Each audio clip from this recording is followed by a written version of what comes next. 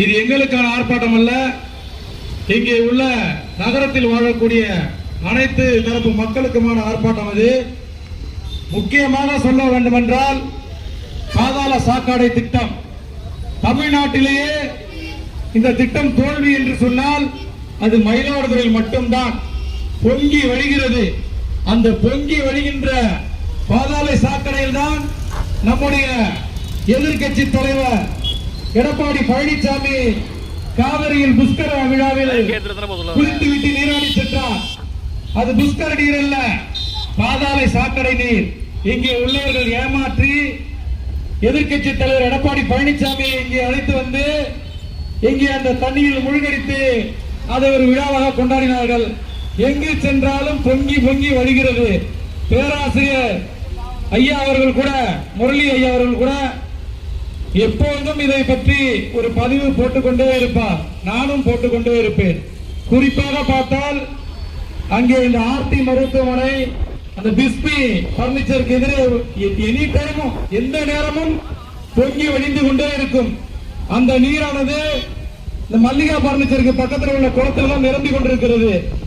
இதையும் ஆட்சியாளர்களும் அதிகாரிகளும் பார்த்து கொண்டுதான் போகிறார்கள். இந்த ஆணையாளர் ஒரு நாளாவது இந்த மயிலாடுதுறை பகுதியை சுற்றி பார்த்திருப்பாரா?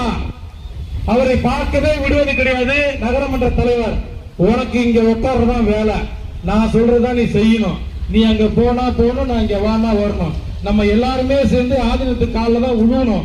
அப்படிதான் இங்க ஒரு திட்டமே நடக்குது. ஆணையரை வேலை செய்யறதே விடுறதே இல்ல. ஒரு மனு கொடுத்தேன், ஒரு பொது பாதையில ஒரு பாலம் கட்டுறாங்க, அந்த பாலத்தை கண்டிச்சு ஒரு மனு கொடுத்தேன். அந்த மனுவுக்கு கொஞ்சம் கூட மாவட்ட ஆட்சியர் மனுவுக்கு மரியாதையே கொடுக்கல இந்த ஆணையர். அப்புறம் எதுக்கு இந்த ஆணையர் நமக்கு? எதுக்கு இந்த ஆணையர்? ஒரு மாவட்ட ஆட்சியரே மதிக்காதவர் எதுக்கு நமக்கு? இந்த நகரத்தில் எந்த தெரு எங்க இருக்கு, எந்தெந்த கடை எங்கெங்க இருக்குன்னு எதுவுமே தெரியாது இந்த ஆணையருக்கு. வருவாரு, கையெழுத்து போடுவாரு, சென்று விடுவார், அவ்வளவுதான். வருகின்ற கமிஷனை பிரித்துக் கொள்வார்கள். இதுதான் நடந்து வருகிறது. இங்கே பட்டியல் சாதி மக்களுக்கு எந்த ஒரு முன்னுரிமையும் நீங்கள் தருவதில்லை.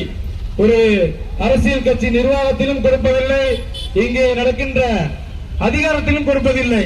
பட்டியல் சாதி மக்களை வெறும் குப்பை அள்ளுவதற்கும் தூய்மை பணியை சுத்தம் செய்வதற்குமாகத்தான் வைத்திருக்கிறார்கள். அதை கூட இவர்கள் வடமாநிலத்திலிருந்து சில தொழிலாளிகளை வரவழைத்தார்கள். அன்று நம்முடைய மாவட்ட செயலாளர் சிவமோகன் குமார் அடித்து விரட்டினார். 80 தொழிலாளர்களை அடித்து விரட்டி இங்கே சொந்த ஊரில் சொந்த மண்ணில் சார்ந்தவர்கள் தான் இங்கே வேலை செய்ய வேண்டும் என்று அடித்து விரட்டினார் என்பதை தெரிவித்துக் கொள்கின்ற மக்களே, புரிந்து கொள்ளுங்கள்.